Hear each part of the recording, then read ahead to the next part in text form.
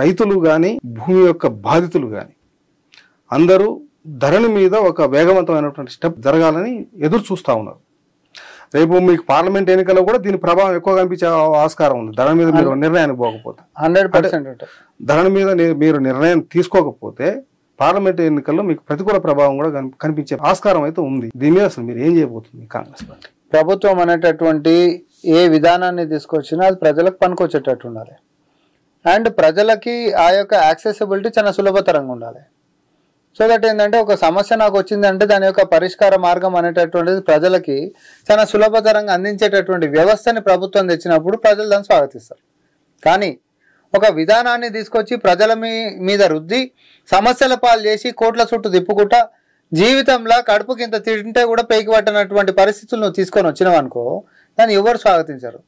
దాని పేరే ధరణి అని చెప్పి పట్టుకొని అందుకనే కదా వాళ్ళని ప్రతిపక్షంలో కూర్చోబెట్టి 100% మా మీద ఉంటున్నటువంటి నమ్మకంతో ధరణిలో ప్రజలు ఎదుర్కొంటున్నటువంటి సమస్యల పరిష్కారానికి మార్గమే ఏదైతే దాన్ని ధ్యేయంగా పెట్టుకొని కాంగ్రెస్ పార్టీ మరి కాంగ్రెస్ సర్కార్ ఏదైతే ఉందో ఒక కమిటీని వేసింది. ఈ కమిటీలో అసలు జటిలమైనటువంటి సమస్యలు, రకరకాల సమస్యలు ఏవి ఎట్లా దాని యొక్క పరిష్కార మార్గాలని అన్వేషించేటటువంటిది, సులభతరమైనటువంటి పరిష్కార మార్గాలను ఎట్లా చేయొచ్చు అనేటటువంటి దాని మీద కమిటీ పనిచేస్తుంది. సో దీంట్లో అన్ని రంగాల వారికి సంబంధించినటువంటి వాళ్ళని కూడా వేసారు. సో ఇట్లాంటి పరిస్థితులలో ప్రోగ్రెస్ కాలేదని చెప్పి మనం ఎట్లా అంటాం?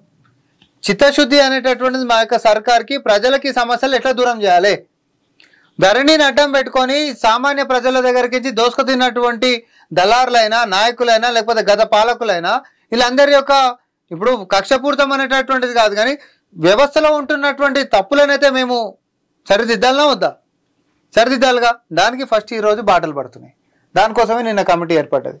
సో ఖచ్చితంగా సమస్యలని ఐడెంటిఫై చేయడము, దానికి సొల్యూషన్స్ని కూడా సులభతరంగా ప్రజలకి ఎట్లా చేరవేయచ్చు అనేటటువంటి అంశాల మీద ఎక్సర్సైజ్ చేయడము, దాన్ని మార్చుకుంటా వ్యవస్థలో ఏదైతే ప్రజలకు ఈజీ ఉంటుందో దాన్ని తీసుకొని రావడం కాంగ్రెస్ పార్టీ ధ్యేయంగా ముందుకు తీసుకొని పోతా ఉంది.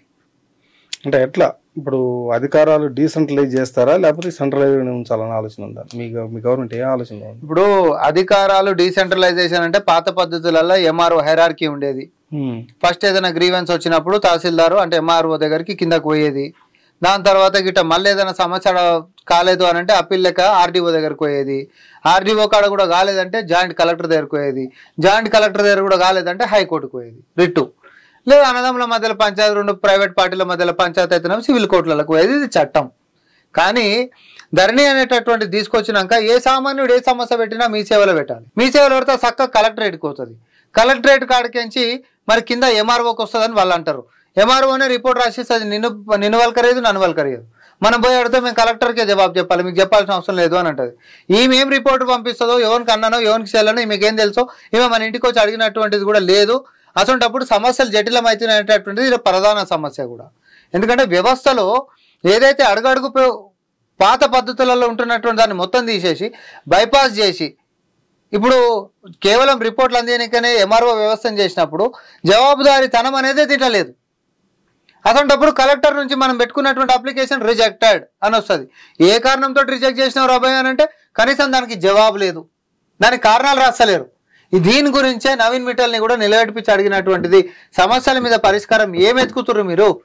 అసలు ఇంకొకటి, మీరు ఎవరిదన్నా ఫిర్యాదు అనేటటువంటిది రిజెక్ట్ చేస్తే కారణాలు అనేటటువంటిది రాయాల్సినటువంటిది కనీస బాధ్యత కదా, చట్టం కదా అది. నేను నీకు కొలువు ఇస్తలేను, ఎందుకు ఇస్తాను అంటే ఇక నీకు మార్కులు తక్కువ వచ్చినాయి, లేకపోతే ఇక నేను నీకు శిక్ష ఇస్తున్నా, ఎందుకు ఇస్తున్నా అంటే ఇక పలానా నేరంలో నువ్వు శిక్షార్హుడు కాబట్టి, ఎందుకంటే ప్రూవ్ అయినావు కాబట్టి. ఇంకేం చేసినా కూడా కారణం లేకుండా చేస్తారా? లేదు నేను నిన్ను కొట్టినా, దేనికోసం కొట్టినావు అని అంటే కారణం ఉంటుంది కదా. కానీ ఒక సామాన్య రైతు వారి యొక్క సమస్యలని ధరణి ద్వారా అంటే మీ సేవ ద్వారా పెట్టుకున్నటువంటి అప్లికేషన్స్ని కలెక్టర్ కాడికి నుంచి వచ్చేటటువంటి దాంట్లో రిజెక్టెడ్. టీఆర్ఎస్ ప్రభుత్వం ధరణి తీసుకొచ్చింది, డాక్యుమెంట్స్ మొత్తం కూడా సీజ్ చేసి పడేసింది, ఎవరికి ఏమి దొరకకుండా. అవసరం అయితే రైట్ టు ప్రైవసీ యాక్ట్ కింద పెట్టి ఎవడు ఎన్ని ఎకరాలు కబ్జా చేసుకున్నా లేదన్నట్టు చేసింది. ఇది కబ్జాల కోసమే చేసింది, వాళ్ళు అక్రమాలు చేసిందని చెప్పి మీరు చెప్పారు. మీరు ఇవాళ దీన్ని ప్రజలకు అనుకూలంగా ఏం చేస్తారు? మీరు కిందాక ఒక మాట అన్నారు, ఏది మీ సేవలో దరఖాస్తు చేసుకోవాలి ఎవడైనా, అది కలెక్టర్కి పోతుంది, కలెక్టర్ ఆన్సర్ కాదు. మీ సేవలో ఉచితంగా దరఖాస్తు కాదు, 1000 రూపాయలు కట్టి దరఖాస్తు చేసుకోవాలి. 1000 రూపాయలే కాదు, నువ్వు పెట్టుకుంటున్నటువంటి అప్లికేషన్ తగ్గట్టుగా సపోజ్ నువ్వు సక్సెషన్ పెట్టుకుంటే నీ మార్కెట్ వాల్యూ ఏముంటుందో మార్కెట్ వాల్యూకి తగ్గట్టుగా నీ అప్లికేషన్ ఫీజు ఉంటుంది. కేవలం 1000 రూపాయలు కాదు, మళ్ళీ దరఖాస్తులలో కూడా ధరలు. సో ఇట్లా ఈ ధరలు కూడా ఎవరికి పోయినాయి పైసలు అంటే లెక్కలేవు. ఆడోడో ప్రైవేట్ కంపెనీకి ఉండే, అది కూడా మేము వచ్చిన తర్వాత తీసేసినాం. ఇన్ని పైసలు కూడా ప్రజల పైసలు. ఇంకొకటి, గతంలో కనీసము పైసలు పోతే మనకు కాలేవంటే మన పైసలు మనకుండు, కానీ అసలు పైసలు అనేది వ్యవస్థ లేకుంటుండే. కానీ అసొంటిది ఇప్పుడు పైసలు కడితే వేడికి పోతున్నది తెలియదు, మళ్ళీ జవాబు చెప్తున్నాడు ఏం చెప్తలేవు. దీన్ని తప్పు పట్టింది కోర్టు. ఈ రోజు అయ్యా నా పేరు అక్షరం తప్పడదంటే 1000 రూపాయలు ఫీజు కట్టాలి. కట్టే పరిస్థితి ఈ 10 సంవత్సరాల్లో వచ్చింది ధరణి పుణ్యాన.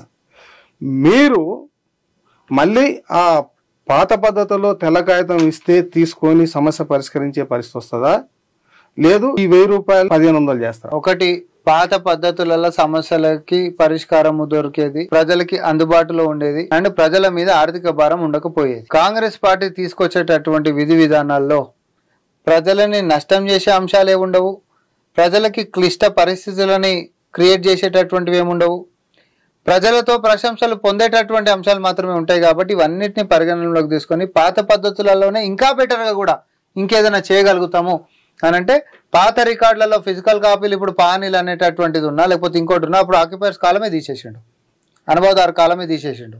అసలు ఆధారాలే లేవు, అసలు ఏ ఆఫీస్లో ఏమున్నాయో ఎవరికి తెలియదు.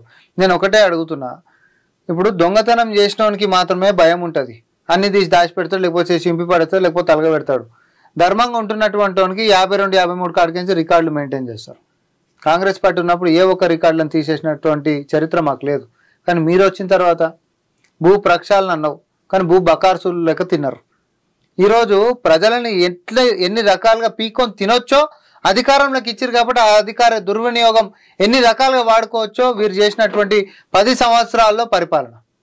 కానీ ఈ నష్టపోయినటువంటి వ్యవస్థని చిన్నాభిన్నం చేసినటువంటి వ్యవస్థ. నేను అందుకని ఇందాక అధికారులే అగ్రిమెంట్లకి ఎంటర్ అయిపోడు, పైసలు సొంత పైసలకి ఇచ్చేసేసుడు, ఆఖరికి అహంకారంతో అహంభావంతో లేకపోతే మాకేం తెలియదు అనేటటువంటి వ్యవస్థ దాకా వచ్చేసుడు. ఇదంతా విచ్ఛిన్నం చేసినటువంటి వ్యవస్థని మళ్ళీ ఇటుక వేసుకుంటూ కట్టుకోవాల్సినటువంటి అవసరం ఉంటుంది. ఒక ఇల్లు కట్టాలంటే సమయం అవుతుంది, చిత్తశుద్ధి ఉండాలి, అటు సమాజంలో మంచోడై బతకాలి, నలుగురితో ప్రశంసలు పొందుకుంటుండాలి.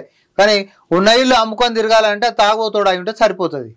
సో ఈరోజు బీఆర్ఎస్ పార్టీ అనేటటువంటిది బంగారు కుండ లెక్క ఉంటున్నటువంటి తెలంగాణ వనరులని ఈరోజు ఎట్లా అనంటే బాధ్యత లేనటువంటి తాగుడికి వ్యసనాలకి లేకపోతే మాదక ద్రవ్యాలకి వ్యసనాలతో పోయి ఉన్న ఆస్తులు అమ్ముకొని విచ్చలవిడిగా ఖర్చు చేసేటోడు ఎవడైతే ఉంటాడో వాళ్ళు ఎట్లయితే ఖరాబ్ అయి ఉండనో బీఆర్ఎస్ సర్కార్ కూడా అదే పని చేసింది. ఉన్న ఆస్తులను అమ్ముకుంది, దొరికిన కాడ అప్పులు తెచ్చుకుంది, ప్రజలకు పంచిచ్చింది ఏం లేదు, వ్యవస్థను మొత్తం చిన్నాభిన్నం చేసింది, కుక్కలు చింపిన విస్తరాకు లెక్క చేసారు.